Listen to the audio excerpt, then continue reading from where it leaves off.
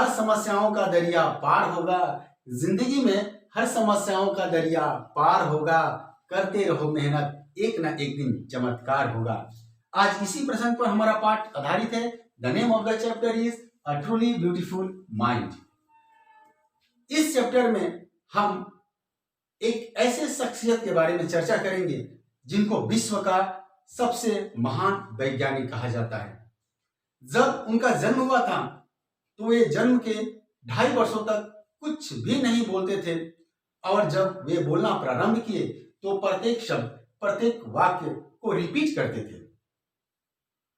Until the age of 2.5 years, he couldn't speak, and when he began speaking, he repeated every word, every sentence.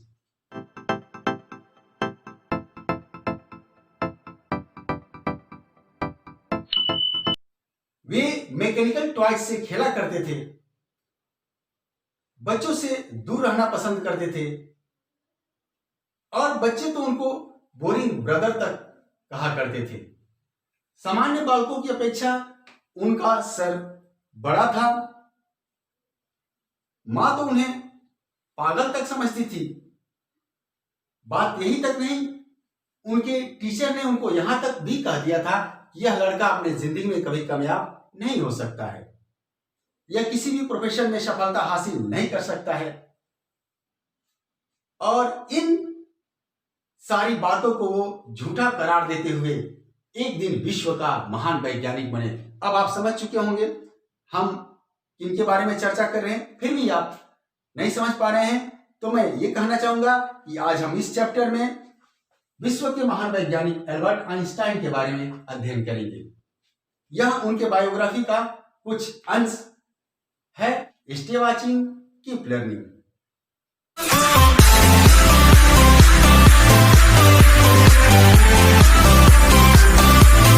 Albert Einstein का जन्म 14 मार्च 1879 को Germany के उल्म नामक जगह में हुआ था।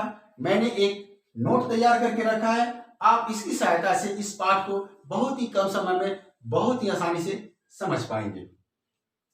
अब आगे हम बात करते हैं इनके चाइल्डहुड के बारे में। जैसा कि अभी हम लोगों ने चर्चा किया कि अपने जन्म के 2.5 वर्षों तक वे एक भी शब्द का उच्चारण नहीं करते थे,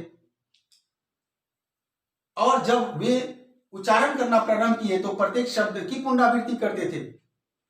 मैकेनिकल टॉयज से खेलना पसंद करते थे, और जब इनकी छोटी बहन माजा का जन्म हुआ तो अपनी मां से उन्होंने पूछा कि इसका बिल कहां है।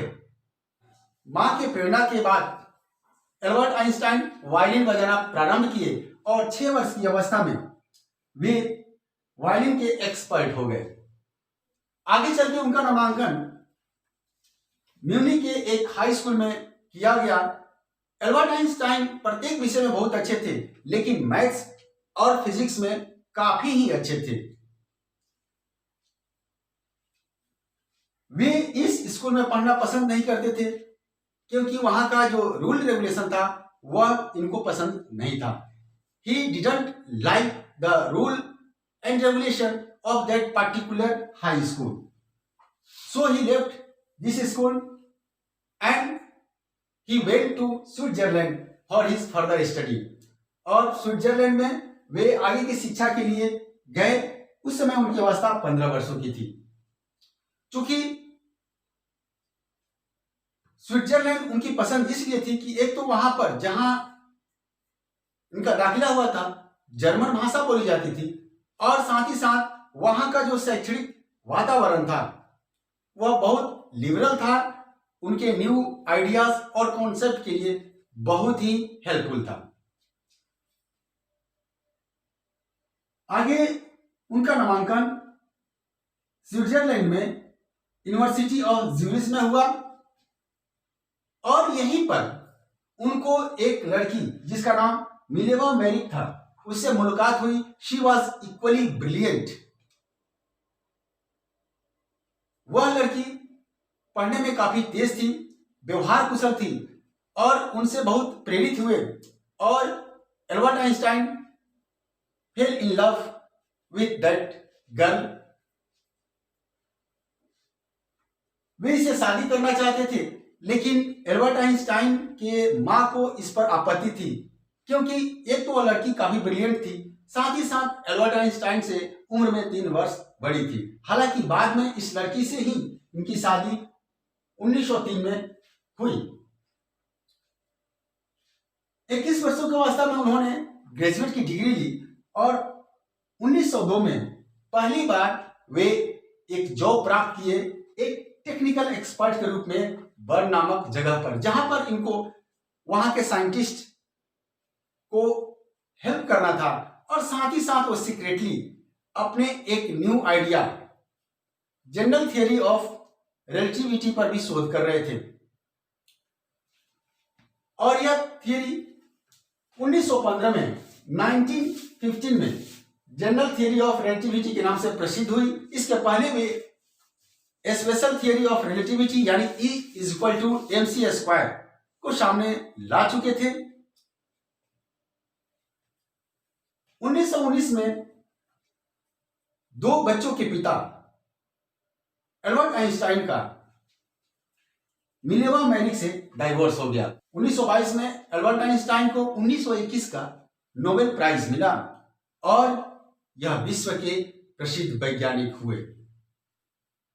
कुछ वर्षों के बाद जर्मनी में जब नाजी का आधिपत्य हो गया, शासन कायम हो गया, then he immigrated to the USA और यूएसए में रहते हुए वे अपना शोध कार्य जारी रखे। 1938 में he was the first person to write to the president of the USA about the danger of nuclear fission, क्योंकि उस समय जर्मन ने न्यूक्लियर फिजन को डिस्कवर कर लिया था और इससे वे काफी व्यथित थे और इसकी सूचना उन्होंने उस समय के अमेरिका के प्रेसिडेंट को दी थी। जब हिरोशिमा और नागासाकी पर एटम बम ब्लास्ट किया गया, उससे वे काफी व्यथित हुए। अपने जिंदगी के आखिरी दिनों में वे पॉलिटिक्स में आ गए and he was advocating the world peace and humanity and at the age of 76 he died in the year 1955। आशा है आपको यह पाठ समझ में आ गया होगा। यदि आप मेरे चैनल पर नए हैं या अभी तक आपने मेरे चैनल को सब्सक्राइब नहीं किए हैं तो सब्सक्राइब बटन तथा बेल आइकन को दबाना ना भूलें, ताकि जब भी मैं अगला वीडियो लेके आऊं इसका नोटिफिकेशन आपको मिल जाए। अभी मैं कैमरा से साइड हो जाऊंगा, तब तक आप इस नोटबुक का स्क्रीनशॉट ले लेंगे। Thanks for watching.